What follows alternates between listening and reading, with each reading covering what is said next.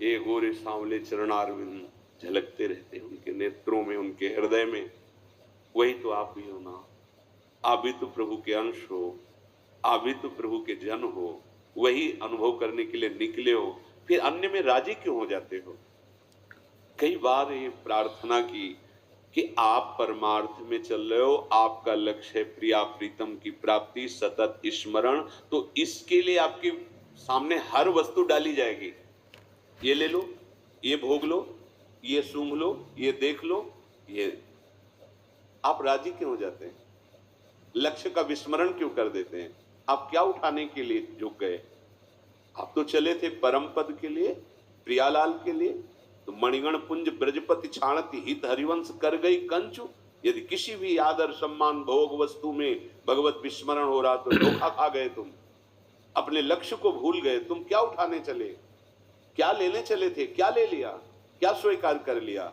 बहुत सावधान।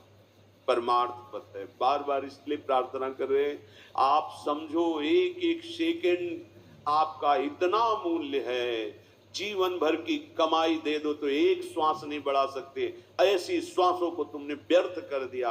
अब जितनी बची हैं उनको सार्थक कर लो, उनको प्रभु में लगा लो।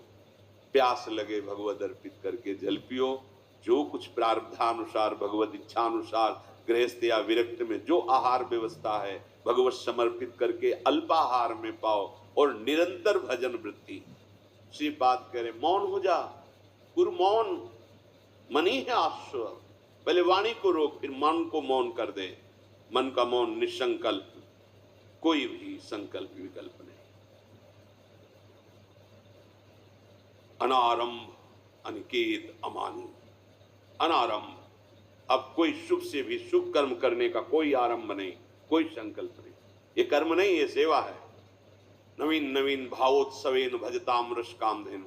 ये संकल्प पूर्वक नहीं, ये कार्य नहीं है, ये क्रिया नहीं है, ये सेवा है अपने आराध्य देव की।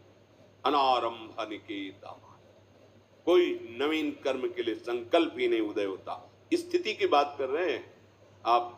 प्रवृत्ति मार्ग है तो आपको उस विषय में संकल्प विकल्प करना है, ये सेवा करनी, ये कर्तव्य करना है, कैसे धन कमाना है, कैसे परिवार का कहाँ किस तरह से। लेकिन आप विरक्त हैं।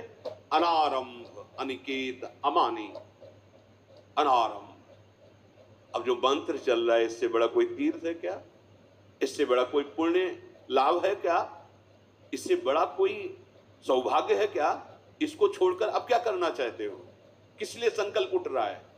समझिए, जो वैराग्य मार्ग का पथिक है या जो भगवत प्राप्ति करना चाहता है, उस उपासक को ये महत्व बुद्धि बैठालनी, तभी निसंकल्प अवस्था आएगी।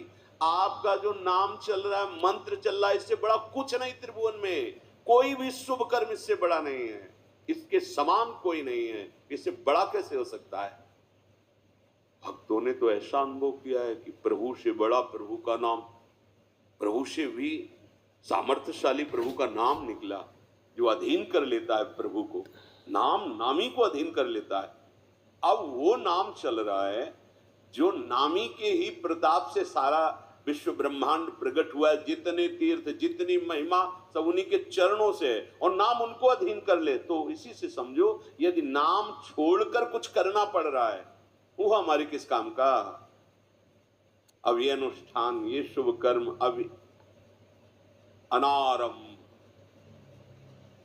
विरत बहुकर्मा निरत निरंतर सज्जन धर्मा। छठदम शील विरत बहुकर्मा। ये हृदय में समझिए, समझिए, बहुत जल्दी विश्राम मिलेगा। अनारंभ निकेत, अनारंभ। अब जो ही प्यारो कर, ज्यो ज्यो राखत हो त्यो तो रहियत हो हरि। कोई संकल्प नहीं, कोई चाह नहीं, ये करना है, ये करना नहीं, कोई चाह नहीं। तब विक्षेप रहित होकर नाम चल रहा है। नाम में डूबी हुई हर चेष्टाएं हो रही। ऐसे अभ्यास थोड़ी निरंतर नाम पर। पात्र मार्जन करें प्रारंभ की बात, जब पात्र मार्जन नाम लड़खड़ा, रोक दिया पात्र, साफ बहुत, हर कार्य सुंदर होगा, क्योंकि आप बिल्कुल एकाग्र हैं। बातचीत भी करते हैं, वो भी चिंतन, ऐसे वैसे। ये उकताए हुए पुरुष का मार्ग है, गंभीर, बाहर से एकदम शांत, पूरी मंत्राकार कोई भी